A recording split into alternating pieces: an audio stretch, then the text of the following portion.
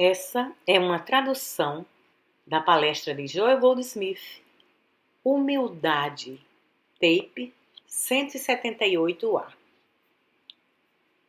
Boa noite. Quando estava vindo aqui, a palavra que veio e permaneceu em meu pensamento foi humildade. Humildade. E assim vou lhes dar essa palavra e quando estivermos meditando essa noite, vamos ponderar sobre ela, pensar sobre ela e especialmente com esse sentido. Humildade é essa qualidade particular que reconhece Deus em nossa experiência. Existem outras qualidades que, à medida que as desenvolvemos, nos tornamos mais receptivos e mais responsivos a Deus. Porém, humildade é uma das primeiras que precisamos adquirir. E a razão é essa: nossas vidas têm sido vividas humanamente, como se pudéssemos, por nós mesmos, realizar maravilhas, como se pudéssemos sair e justamente abrir nosso caminho no mundo, como se fôssemos autossuficientes, como se tivéssemos todo o poder, sabedoria e força necessária. Naturalmente, podemos voltar na história e ler sobre todos os grandes tiranos e ditadores que, através da força dos músculos, ou da força da vontade, ou por terem exércitos com muitos homens, alcançaram o poder. Alcançaram sua glória temporária no palco da vida. Entretanto, observe o que aconteceu a eles e a seus seguidores no final. Veja que destruição deixaram atrás de si mesmos. Porém, se não quisermos ter o trabalho de pesquisar na história, podemos procurar exemplos justamente em nossa própria geração ou na nossa própria experiência e observar qual poderá ser o fim de alguns daqueles que, pela força ou pela vontade, têm dominado ou estão dominando o mundo.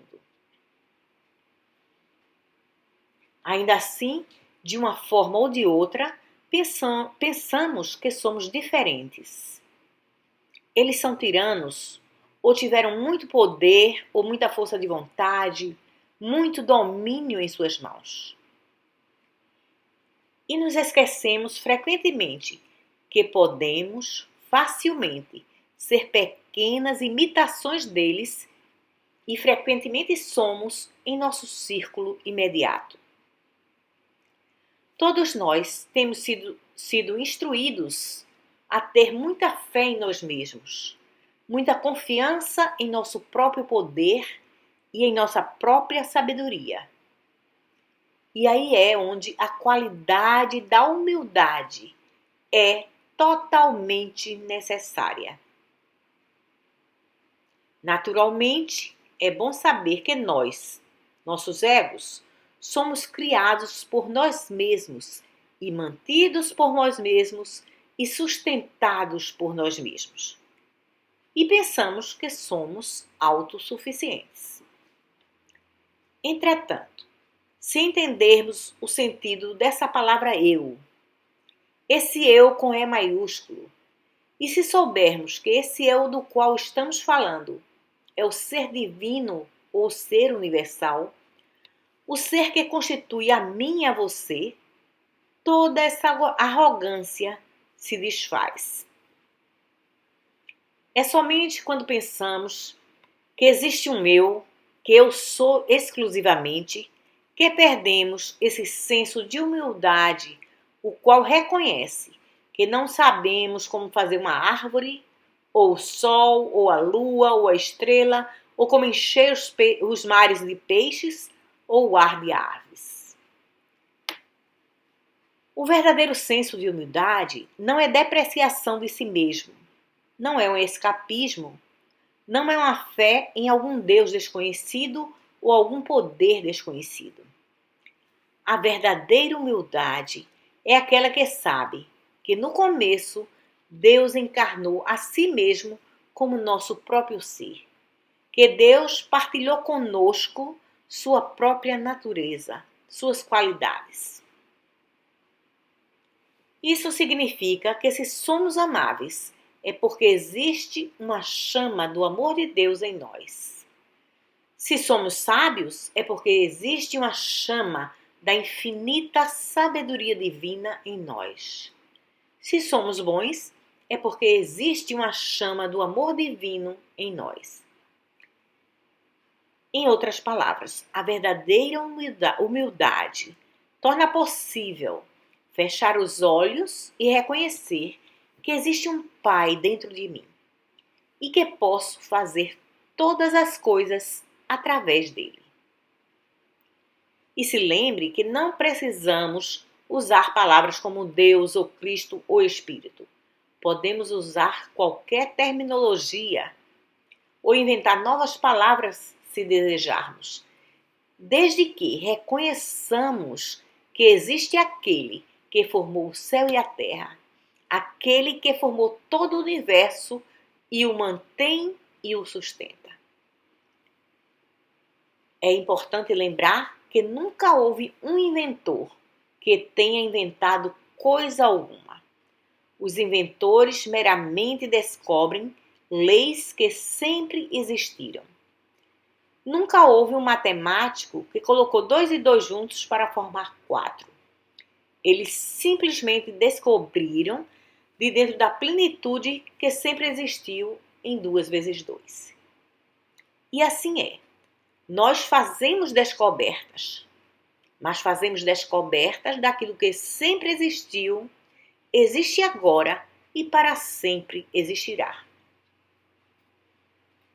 E ao fazermos essas descobertas, procuramos também descobrir como trazê-las para nosso uso prático. Elas não foram criadas agora, nessa idade moderna. Nós simplesmente as descobrimos e, com a sabedoria que Deus nos deu, aprendemos a utilizá-las. Porém, aquilo que estamos utilizando, todas essas leis da eletricidade, automóveis, aviões, refrigeração, aquecimento, ar-condicionado, tudo isso na realidade representa a utilização de leis que existem desde antes de Abraão.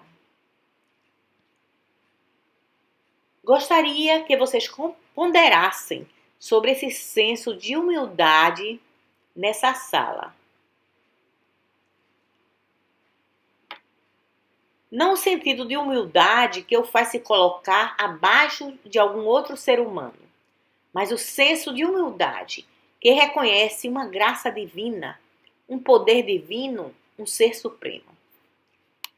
À medida em que você alcança essa forma de humildade, uma grande sabedoria espiritual começa a se revelar a você. Então descobre que não precisa orar para que o sol apareça amanhã. E também não precisa orar para que o sol se ponha à noite. Você não precisa orar para que a água seja molhada. Você não precisa orar para que 2 vezes 2 seja 4. Se você plantar pezinhos de roseiras, você não precisa orar para que deem rosas.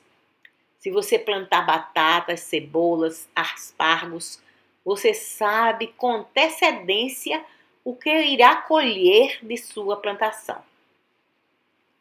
E você sabe por quê? Por causa da lei de que uma semente só pode gerar aquilo que já está codificado dentro dela, e que é justamente a reprodução de si mesma. E ninguém precisa orar para que seja assim. Você notará uma outra coisa importante. Não existe realmente coisa alguma de natureza permanente, conhecida pelo homem, que ele precise orar para que seja dessa forma ou que precise orar sobre ela. Aquilo que é, sempre foi é agora e para sempre será. E sua oração não fará com que surja 1 minuto antes do seu próprio tempo, nem, naturalmente, pode fazer com que não surja. Você aprenderá então que sua forma de oração precisa mudar. Se você tem orado para que algo aconteça, se tem orado para que Deus lhe ajude a ultrapassar alguma dificuldade ou destruir alguma coisa, ou lhe dar alguma coisa, precisa examinar o seu sentido de Deus e o seu sentido de oração. Você precisa aprender que aquilo que Deus está fazendo, Deus vem fazendo desde o princípio e Deus estará sempre fazendo. E a oração não vai mudar seu curso ou fazê-lo parar. Isso quer dizer que não existe razão para orar? Na realidade, oração é o próprio pão da vida. Oração é nosso contato com o Supremo. Oração é o que traz o divino para a nossa experiência individual. Mas oração não é súplica. Oração não é pedir a Deus para fazer alguma coisa por nós. Oração não é buscar um poder maior para destruir o poder do mal. Não. Você aprende, uma vez que conhece a natureza de Deus, como um eterno, infinito, inteligente estado do ser, que é inútil tentar influenciar Deus a seu favor, a favor de seu vizinho ou em favor de seus amigos ou parentes. É inútil pedir a Deus para fazer alguma coisa por você, por seus amigos ou parentes. Não. Deus é, e isso é uma coisa maravilhosa. Pare para pensar.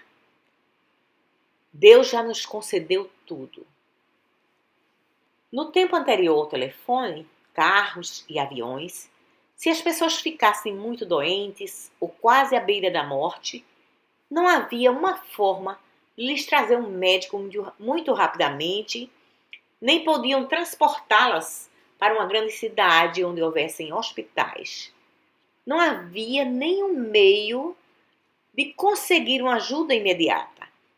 E muito frequentemente elas simplesmente morriam. E essa é a razão pela qual somente na nossa época, minha e de vocês, foi que a expectativa de vida, que era perto dos 50 anos, passou para 55, 60, 65 e estamos agora caminhando para os 70. E você pode indagar o porquê dessa mudança. Será que a vontade de Deus mudou em relação ao nosso tempo de vida? Não. A vontade de Deus naquela época era a mesma que é agora. E Deus não estava respondendo àqueles angustiosos apelos antes, menos ou mais do que responde agora. Deus não muda. E assim, se não havia essa ajuda imediata à disposição, e se não conseguíssemos manter um real contato com Deus, morreríamos. Mas de repente, tudo isso muda e nós temos a medicina moderna, telefones, carros, aviões. E agora, lemos sobre pessoas que estão à beira da morte, num país distante, e que correm para outro em busca de ajuda médica. E muitas vezes são salvas. Então podemos questionar por que Deus não fez isso na última geração ou na anterior. E à medida que observa essa situação atentamente, você vê que Deus não tinha nada a ver com tudo isso. E Deus também não tem nada a ver com tudo isso agora. Todas essas situações na cena humana estão simplesmente de acordo com a mente humana. E Deus não entra nessa cena. Se você estivesse vivendo na Índia, sua expectativa de vida seria de 29 anos. Mas como vive nos Estados Unidos, sua expectativa de vida é de 70 anos. Deus é diferente na Índia do que nos Estados Unidos? Não. Não. O conhecimento do homem, do nível físico da vida, é muito superior nos Estados Unidos do que na Índia. E esse conhecimento é responsável pela diferença. E Deus não entra em nenhuma dessas cenas. Onde, então, está Deus em nossa experiência? Deus entra em nossa experiência quando aprendemos a nos manter de acordo com as leis espirituais da vida. Ninguém pode viver em violação às leis espirituais da vida e ser beneficiado pelas leis espirituais da vida. Isso simplesmente não acontece dessa forma. Essa é a razão pela qual você, por viver nesse continente moderno, pode estar usufruindo de muitas bênçãos e muitos benefícios. Então, dê crédito a Deus pela inteligência que concedeu ao homem, sem esquecer do empenho do homem nesse continente para fazer essas descobertas. Da mesma forma, aqueles que desejam realmente se beneficiar das dádivas de Deus e da graça de Deus, precisam se empenhar, precisam entrar em alinhamento com as leis de Deus e a vida de Deus, a mente de Deus, o Espírito de Deus. Paulo nos relata essa história muito claramente, mais especificamente quando ele diz que o homem de carne não pode agradar a Deus e não pode estar sujeito às leis de Deus. Quem é esse homem de carne? E ele deixa isso muito claro. É você e eu, antes do Espírito de Deus haver preenchido nossa consciência. Isto é, antes de estarmos conscientes de que Ele vive em nós. Porque Paulo diz que se o Espírito de Deus habita em nós, então nos tornamos filhos de Deus. Entretanto, se o Espírito de Deus não habita em nós, somos o homem de carne, o homem que não pode agradar a Deus, o homem que não pode estar sob as leis de Deus. Agora, à medida em que vocês estudam a vida, a mensagem e a missão de Jesus Cristo, podem observar as muitas formas nas quais ele tenta mostrar isso. Em uma delas ele diz: foi dito pelos antigos que vocês devem amar seus amigos e odiar seus inimigos. Eu, porém, vos digo que deveis orar pelos vossos inimigos. E então ele diz a razão: para que vos torneis filhos de Deus.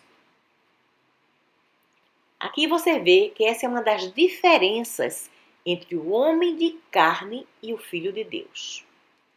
O homem de carne é aquele que ama aqueles que o amam e odeia aqueles que o odeiam, que faz bem àqueles que lhe fazem bem e faz mal àqueles que lhe fazem mal. Mas isso não é verdade se o Espírito de Deus habita em você.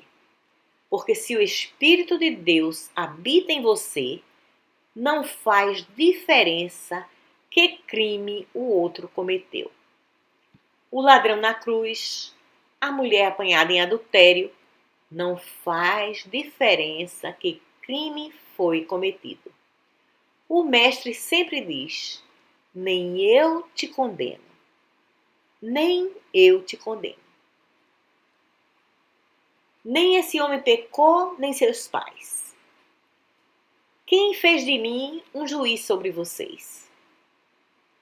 E usando de sabedoria, ele mostra que não devemos segurar ninguém com nossos julgamentos, nem condená-los por seus pecados.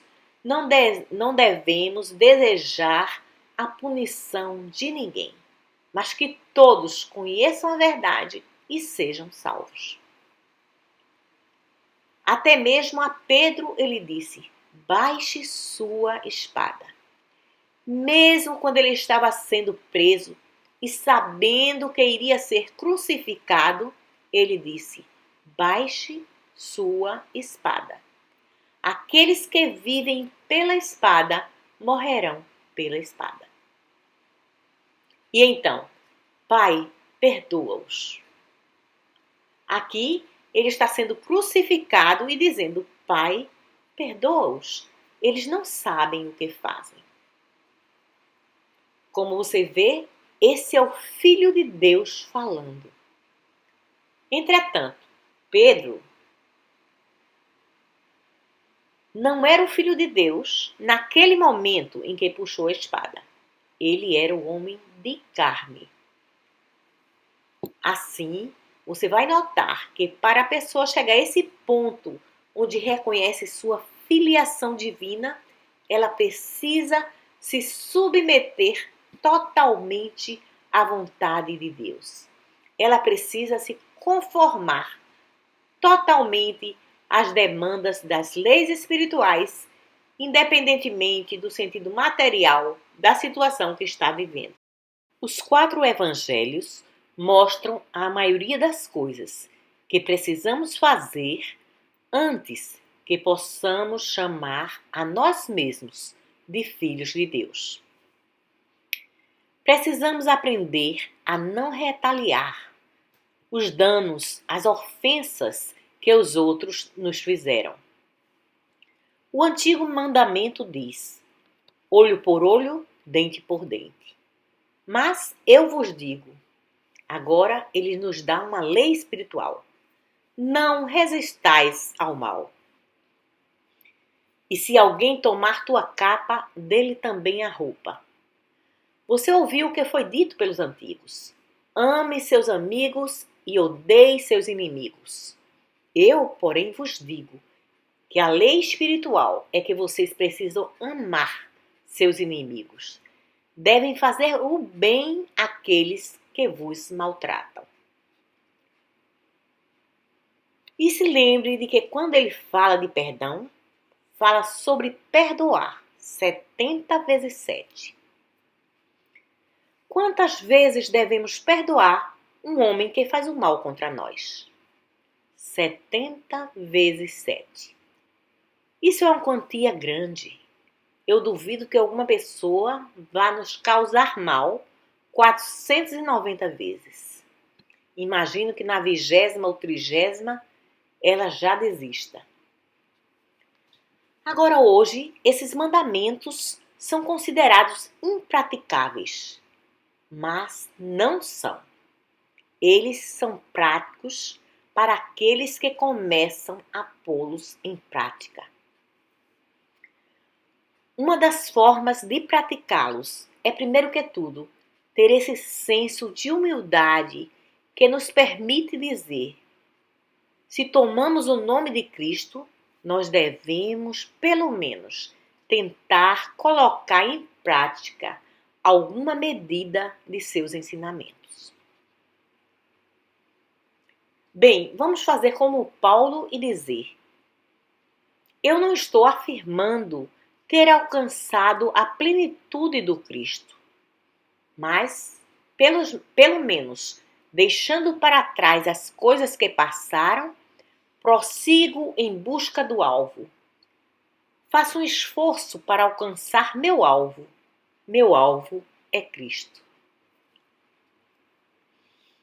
Assim, não existe ninguém que não possa se sentar a cada dia da semana por apenas 5 minutos e ver se não pode eliminar de si mesmo algum preconceito, ódio, inveja, tendenciosidade, falta de perdão. Não existe ninguém que não possa se sentar somente por alguns poucos momentos e tentar fazer do perdão um ato consciente. Não apenas perdoar aqueles indivíduos que nos fizeram mal, mas raças e nações inteiras. Tem havido muitas experiências que acontecem em nossas vidas, nas quais precisamos aprender a praticar o perdão. Houve um tempo, quando um dos meus sócios era um dos fundadores de um dos movimentos contra o Sr. Hitler, em que um monte de correspondências sobre esse assunto estava vindo em minha direção. E, naturalmente, naquele tempo, todo mundo estava falando sobre Hitler e todo mundo estava falando sobre antissemitismo e sobre o que Hitler estava fazendo aos judeus. E, ocasionalmente, alguém fez o comentário de que não podia entender minha falta de sentimento contra o Sr. Hitler. Isso é, que eu não parecia estar amargurado, ou chocado, ou sendo duro com ele. E você sabe qual foi a minha resposta? Ela parecerá natural a você. Eu disse, suponhamos que esse homem amanhã se encontre doente ou desenganado pelos médicos e diga, eu preciso de ajuda espiritual. E vamos supor que decida me telefonar para obter ajuda? Eu não estaria numa posição terrível se estivesse chamando de demônio ontem e hoje tivesse que declarar no tratamento que ele é um filho de Deus perfeito. Então, vamos começar hoje esse tratamento e vamos chamá-lo de filho de Deus perfeito e vamos ver o que acontece. Durante os últimos anos, tenho tido muito contato com esse globo inteiro e tenho testemunhado muitos preconceitos e falsas notícias. Alguns dos nossos estudantes que estão aqui vão lembrar. Está nos tapes de 2 anos e meio atrás. Quando voltei para casa após uma dessas viagens e disse, por favor, não acredite nas notícias que leem nos jornais sobre assuntos internacionais, pois são muito enganosas. A verdade é que haverá muitos problemas sérios e os problemas estão surgindo na Arábia, em Israel e na Arábia cristã até o Egito. Tudo isso está nos tapes de 2 anos e meio atrás. Estava tão claro, estava tão evidente que tudo isso estava vindo e a razão por que estava tão claro é que são as mesmas razões de agora. Elas não mudaram. Mas você vê, saber de todos esses problemas, saber da crueldade de homens como Hitler e ser capaz de manter a visão espiritual de que Deus Ele mesmo, é a própria vida, mente e alma do ser individual. E que não preciso buscar alguém fora do meu próprio ser para me dar um tratamento. Mas o fato de conhecer essa verdade universal deve, em alguma medida, trazer um sentido de liberdade, um sentido de paz, um sentido de intercessão que muda a história. Agora não existe nenhuma outra forma. Se eu e você nos dividimos em campos opostos, como as pessoas no mundo têm feito, e decidimos quem está certo e quem está errado, então estamos agindo como eles. E assim não haverá influência espiritual atuando na face da Terra. Tudo será sobre quem tem a bomba mais potente, quem tem a maior força ou quem tem o submarino mais potente. Esse tempo de força parece estar terminando, mas isso não acontecerá a menos que aqueles que têm visão espiritual estejam querendo e sendo capazes de se elevarem acima de partidos, de se elevarem acima de animosidades pessoais, de se elevarem acima de suas simpatias pessoais e permanecerem firmes em obediência à lei espiritual que o Mestre nos deu, de amar nossos inimigos, amar aqueles que no momento parecem estar fazendo mal contra nós. Porque, na realidade, quem somos nós para julgar quem está certo até que tudo tenha acabado e a história possa mostrar a realidade? Nós estamos simplesmente julgando através das informações tendenciosas de nossos jornais e o outro lado está julgando através das informações tendenciosas de seus próprios jornais. É impossível para você e para mim dizer esse é branco e esse é preto, isso é correto e isso é errado. Mas, espiritualmente, podemos saber isso, que a mão de Deus não está encolhida e que não possa salvar, que o poder de Deus está presente nesse mundo e somos nós os canais para que ele se torne visível. E assim, com esse sentido de humildade, precisamos reconhecer que Deus é poder. Quando chegamos a esse reconhecimento, chegamos ao passo seguinte. E esse passo seguinte é aquele que realiza grandes benefícios em nossa experiência individual e na experiência de todos aqueles que vêm pedir nossa ajuda e também daqueles que estão lá fora no mundo, mas que gostariam de ter ajuda se simplesmente soubessem como pedi-la. Nesse segundo passo, através do entendimento espiritual, reconhecemos que Deus não é um poder sobre o mal. Deus não é um poder sobre pecado, doença ou morte. Através do entendimento espiritual, reconhecemos que Deus é o único poder. Deus é o único poder. Pecado, doença e morte não são poder. O homem cuja respiração está no próprio nariz não é poder. Grande armamento não é poder. Todas essas coisas são apenas o braço de carne.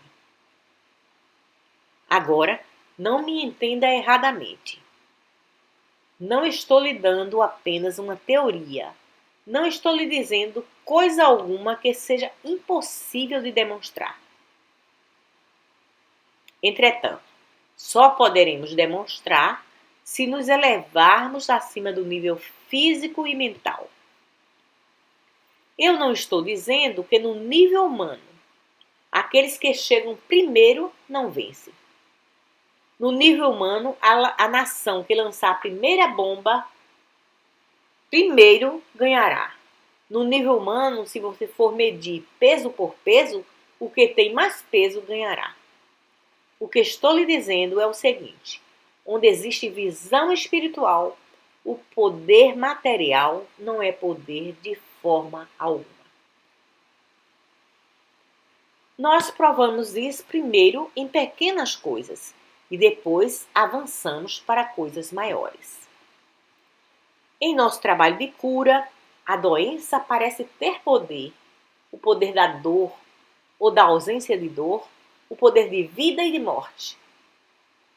Mas o que um curador espiritual faz? A primeira coisa que um curador espiritual não faz é pedir a Deus para fazer alguma coisa sobre a doença. A primeira coisa que um curador espiritual nunca pensará em fazer é se voltar para Deus esperando que lhe conceda um favor. Uma outra coisa que um curador espiritual nunca faria é tentar influenciar Deus a seu favor ou a favor de seus amigos, dos seus filhos e parentes. E a razão é essa. A pessoa que tem sabedoria espiritual sabe que Deus é o único poder. E sabe que isso que está nos aparecendo na forma de doença não é poder algum. A doença só é poder se for aceita como poder por você ou por mim. Essa é a razão pela qual o mestre disse: você acredita que eu possa fazer isso? Se seu treinamento anterior é tal que você pode acreditar tão somente naquilo que pode ver, ouvir, saborear, tocar e cheirar, naturalmente, então, a verdade espiritual não poderá alcançá-lo. Se, entretanto, você puder relaxar o bastante para saber o que tem sido demonstrado através dos séculos, que doença não é poder de forma alguma, então a graça de Deus o alcança. O mestre foi até o leproso e o tocou sem sentir medo algum. Todo curador espiritual vai para salas cheias de doentes, independentemente do nome ou da natureza da doença, e ainda não ouvi que nenhum deles tenha contraído qualquer doença. A razão é que o curador espiritual chega na presença da doença não acreditando que Deus vai curar alguém. Por que deveria Deus fazer alguma coisa por você ou por mim que não estivesse fazendo por todas as pessoas na face da terra? Não.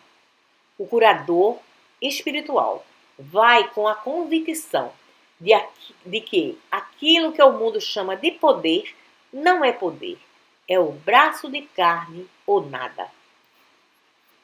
Assim, você vê, à medida em que avançamos para maiores experiências com o conhecimento do poder espiritual, aprendemos a não negociar com o diabo, pois sabemos, através do conhecimento espiritual, que ele não é mais um diabo, que ele não tem poder algum. Você aprende, como ser humano, sobre o terrível efeito do veneno. Mas, como curador espiritual, você sabe que aquele veneno não tem poder algum, que passará pelo sistema sem causar dano algum. Para aqueles que estão firmados na sabedoria espiritual, Deus não é nunca um poder sobre alguma coisa ou sobre alguém, mas Deus é o único poder. E então, você ficará surpreso ao ver que o chamado poder do pecado, doença e falsos apetites desaparecem totalmente. Muitas pessoas ainda acreditam que Deus cura as doenças porque essa linguagem é usada na literatura religiosa. Mas não é realmente assim. Deus não cura realmente as doenças. É o conhecimento da verdade que liberta. É o conhecimento da verdade sobre Deus, o conhecimento da verdade de que Deus é o único poder.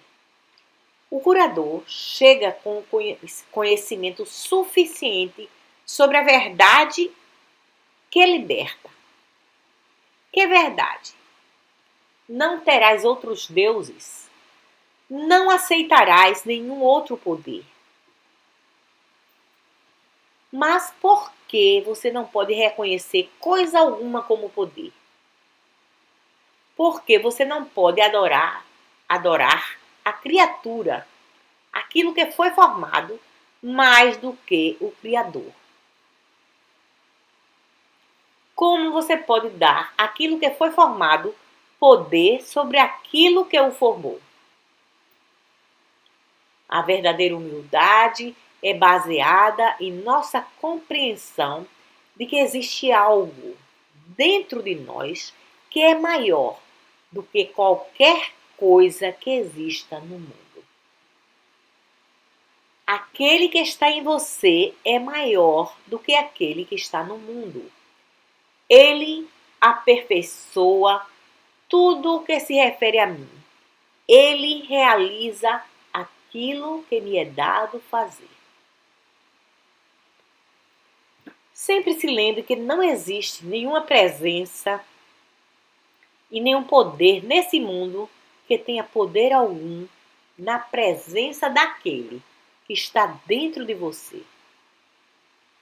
Porém, isso só é verdade se você estiver consciente de sua presença.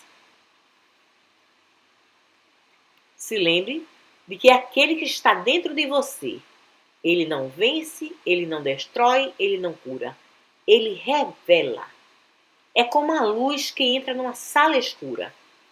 A luz não empurra a escuridão para fora. A luz não faz coisa alguma contra a escuridão. A luz simplesmente é.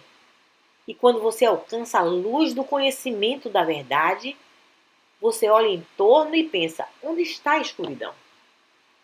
Ela não está mais ali. E você diz, talvez ela fugiu para outra sala, mas ela não está lá, ela não está em lugar algum. E assim é, quando você compreende a natureza de Deus, você descobrirá que a doença não vai a lugar algum, pecado não vai a lugar algum. Simplesmente nunca tiveram poder. Onde o Espírito do Senhor está, ali há liberdade. Mas ele não diz que a escravidão foi para um outro lugar. Ele não diz que alguma coisa foi vencida ou destruída. Ele simplesmente diz que onde o Espírito de Deus está, ali há liberdade. E é isso que acontece no momento em que o Espírito de Deus é reconhecido. De repente, você olha em torno e diz, onde está aquela doença? Onde está aquela febre? E ela simplesmente não está mais lá. Você pode procurar na sala inteira e não está lá.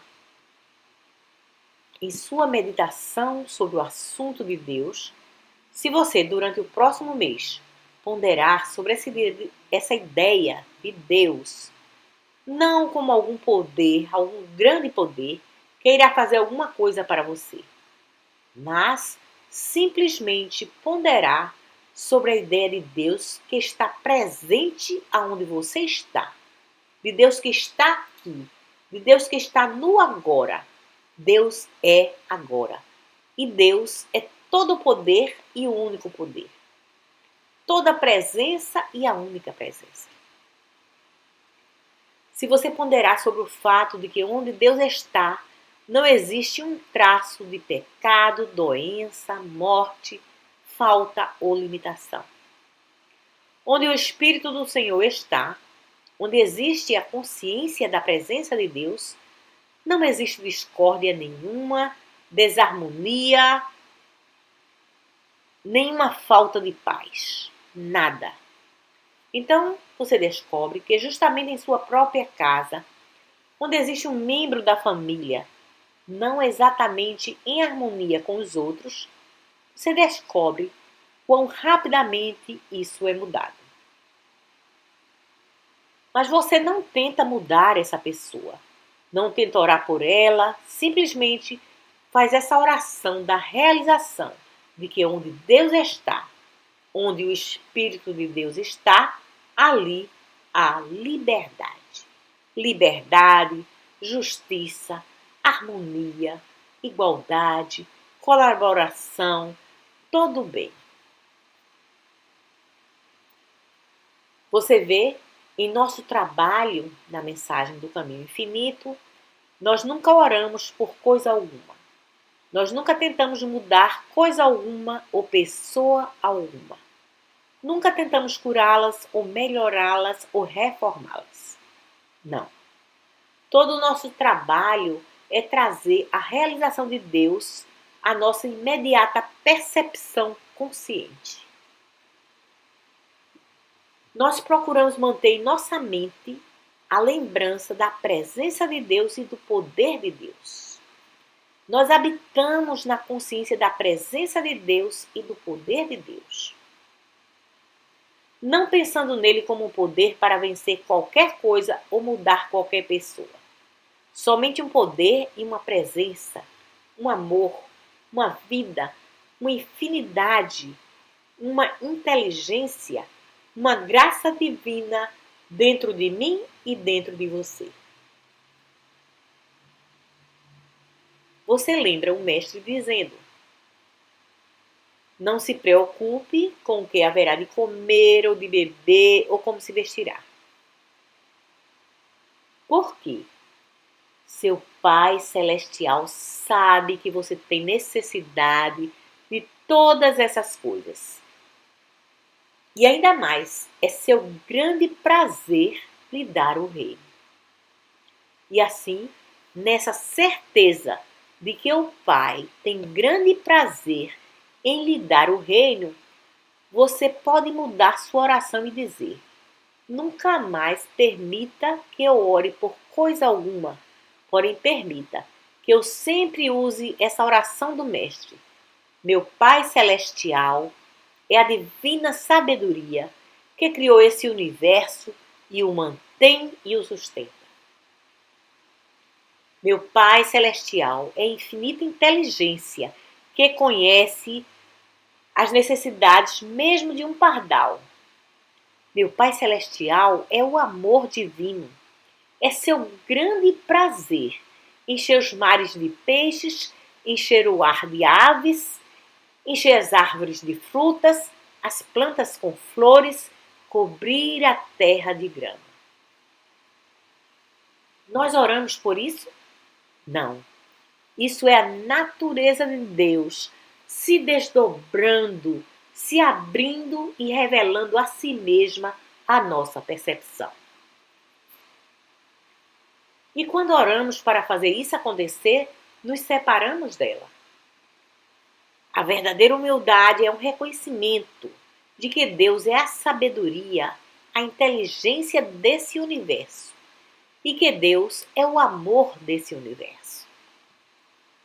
O verdadeiro sentido da oração é chegar a um alinhamento com Deus. Através dessa realização, por não resistir a esse mal em particular que vem nos confrontar, por não resistir à falta ou limitação, por não resistir à dor imediata, por não resistir ao problema imediato, mas dar as costas a ele e contemplar nossa ideia de Deus e então ampliar nossa visão de que Deus é. Deus é tudo.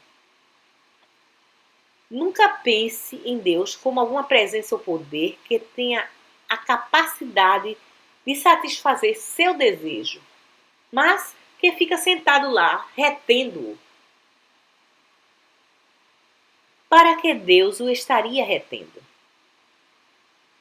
Esperando que você encontre a oração correta, ou a correta posição para se sentar, ou a correta forma de respirar? É isso que Deus está fazendo a seus filhos, de quem Ele diz: Filho, tu estás sempre comigo e tudo o que tenho é teu. Oh, não! Não existe essa coisa de um Deus que retém, nem existe essa coisa de um Deus que dá. Deus é. Deus está sempre se desdobrando, se abrindo e revelando a si mesmo.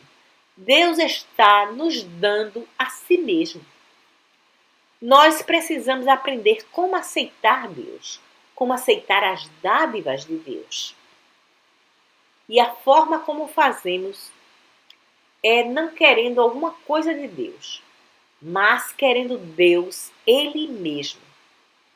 Desejar conhecê-lo, pois conhecê-lo corretamente é vida eterna.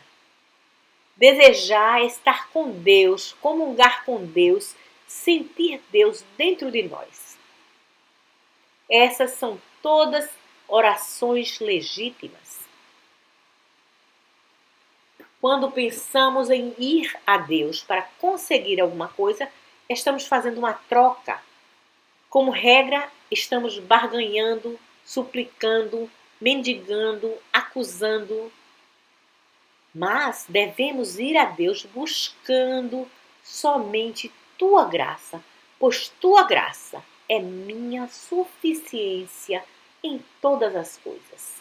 Tua graça é minha suficiência em todas as coisas. Você vê, há uma oração satisfatória no Salmo 23 que diz: O Senhor é meu pastor, nada me pode faltar. Coloquem bem visível à frente de vocês o Salmo 23, que na tradução literal diz o seguinte: O Senhor é meu pastor, eu não devo querer. Por que não devo querer? Porque quando alcanço a realidade espiritual, já tenho tudo. Nada me pode faltar. Essa é uma outra oração maravilhosa que você pode fazer. Ele me guia pelos pastos verdejantes e junto às águas tranquilas. Não orando a Deus para fazê-lo, não suplicando, não mendigando, mas tendo a certeza. Ele me guia. Simplesmente descanse nele. Isso é habitar em Deus. Isso é habitar no lugar secreto do Altíssimo. Esse é o sentido de humildade que sabe que existe algo escondido em nós. Algo maior do que nós mesmos.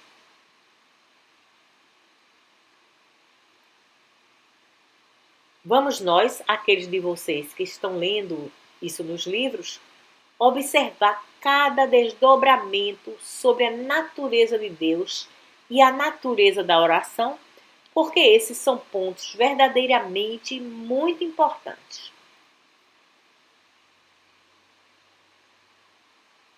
Conhecer Deus corretamente é, na verdade, vida eterna. Conhecer Deus corretamente é ser capaz de viver, se mover e ter o seu ser em Deus. Mas esperar que Deus faça alguma coisa daqui a 5 minutos que Ele não estava fazendo há 5 minutos atrás é uma completa ignorância da natureza de Deus. Você está esperando que Deus faça alguma coisa para você que Ele não faria para qualquer anjo ou diabo na terra, é certamente ser ignorante sobre Deus. As Escrituras deixam bem claro que Ele faz a sua chuva cair sobre justos e sobre injustos. Para Deus, não existe diferença que a conduta humana possamos ter. Então, você pode indagar se podemos viver sem nenhuma punição por nossos pecados. Não, não podemos. Mas não culpe Deus pela punição. Ele não é responsável. Nós somos. Nossos próprios pecados nos punem, não Deus. Acontece com os nossos pecados o mesmo que acontece quando descumprimos as leis de trânsito. Não adianta ficar zangado com o policial de trânsito ou com o juiz. Eles não estão nos punindo. Nós os contratamos para fazerem isso.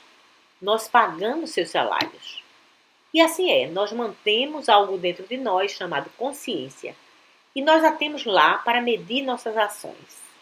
E quando as ações não estão de acordo com aquilo que deveria, ela vem e nos lembra. Naturalmente, podemos ter uma dor de cabeça, uma dor nas costas, mas essa é sua função. Nós a chamamos punição, mas não é. É uma forma de lembrar que saímos do caminho e que precisamos voltar a ele.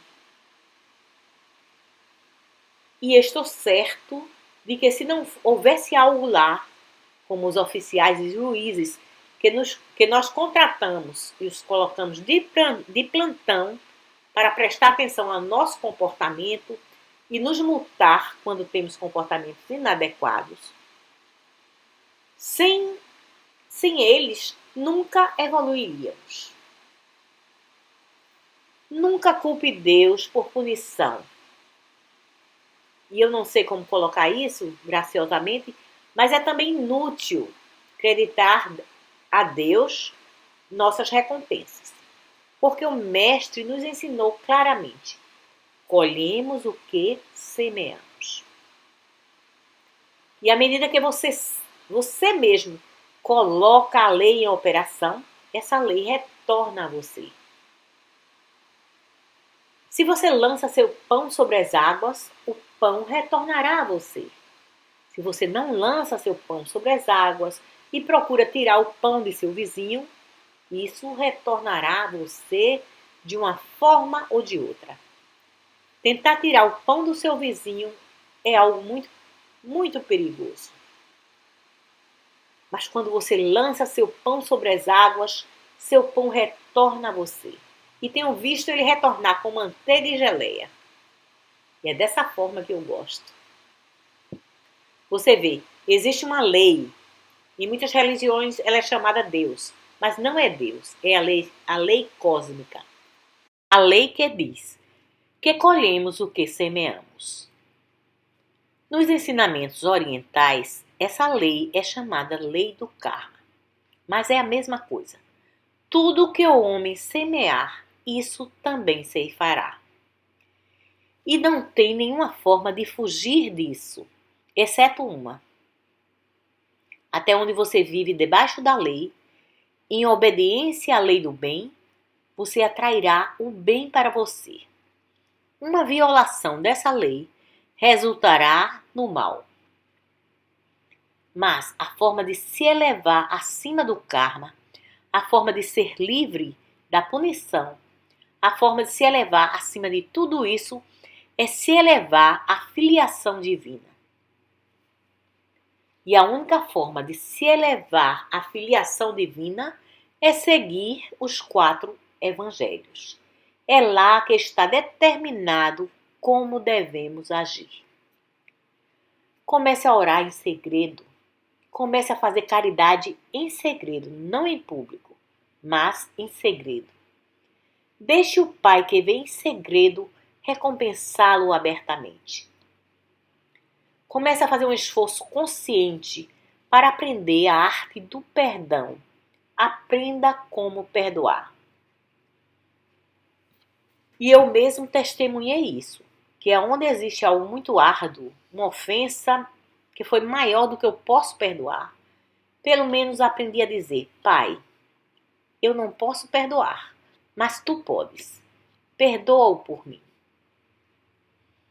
E assim tudo está bem comigo. Agora você pode chegar ao lugar onde a ofensa é realmente maior do que você pode suportar. Você seria um hipócrita, se dissesse: eu posso perdoar. Eu sei disso porque aconteceu comigo. E eu uso essas exatas palavras. Digo: Pai, eu podia dizer que perdoo, mas acredite-me, eu seria um hipócrita, porque internamente eu estou terrivelmente zangado. Mas digo: Pai, perdoa-o. Tu tens todo o poder do perdão. Tu tens capacidades que jamais imaginei.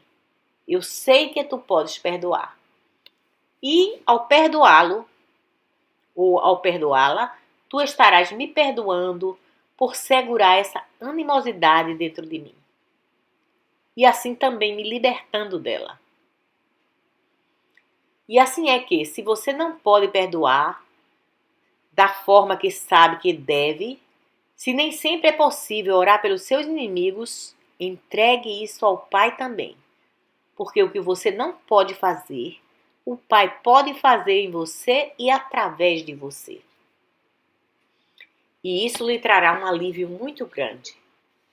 Mas siga as instruções que são dadas nos 4 evangelhos sobre esse assunto. Aprenda a entrar na graça espiritual por não orar pelas coisas que você precisa, mas em lugar disso, por reconhecer que todas elas já existem dentro de você e precisa encontrar uma forma de fazê-las se manifestar para partilhá-las com os outros. Você precisa lançar seu pão sobre as águas para que retornem para você. Retornem para você.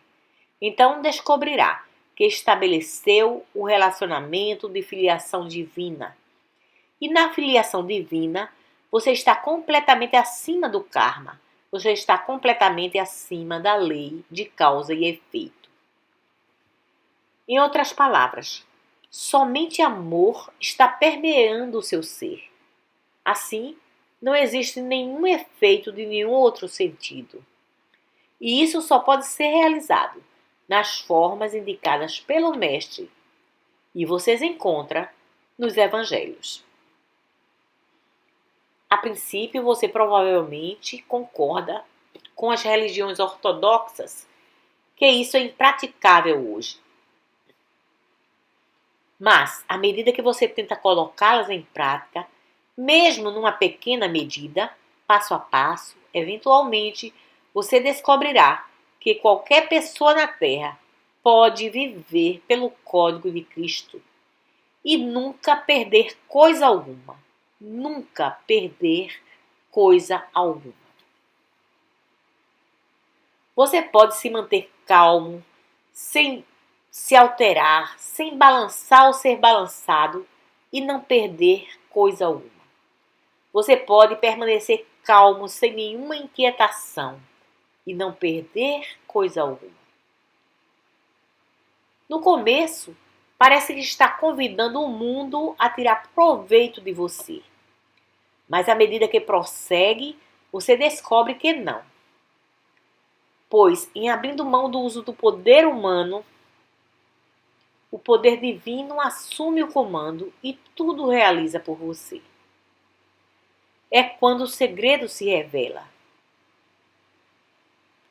Não é que, quando renuncia à espada humana, ou às armas humanas, ou às armas legais, você esteja deixando a si mesmo sem defesa. Você está deixando a si mesmo indefeso através das armas humanas, mas abrindo espaço para a energia divina, o poder divino, a influência divina entrar em sua experiência. É o mesmo que aconteceu nos primeiros dias da ciência cristã, quando ela foi legalizada, foi autorizado o seu trabalho de cura.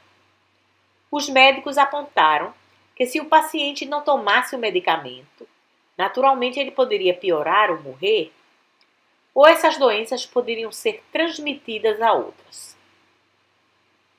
outras pessoas.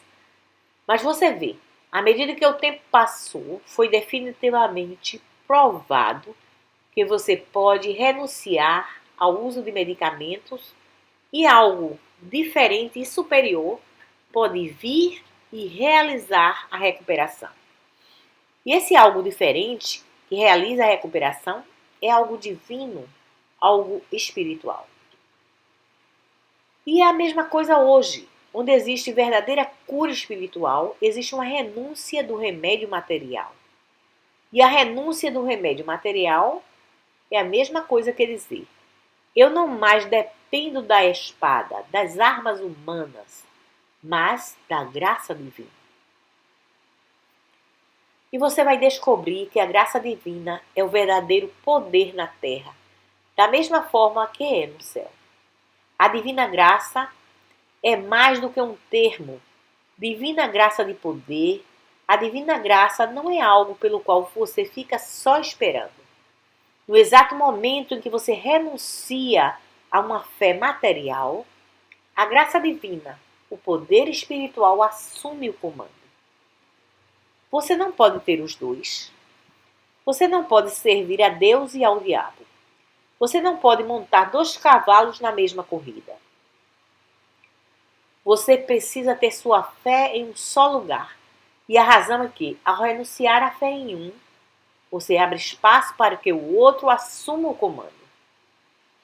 Você precisa decidir se vai servir a Deus ou ao diabo, ao espírito ou à matéria. Você precisa colocar sua completa confiança no invisível. De outra forma, ele não pode operar, porque você não se abriu inteiramente para ele.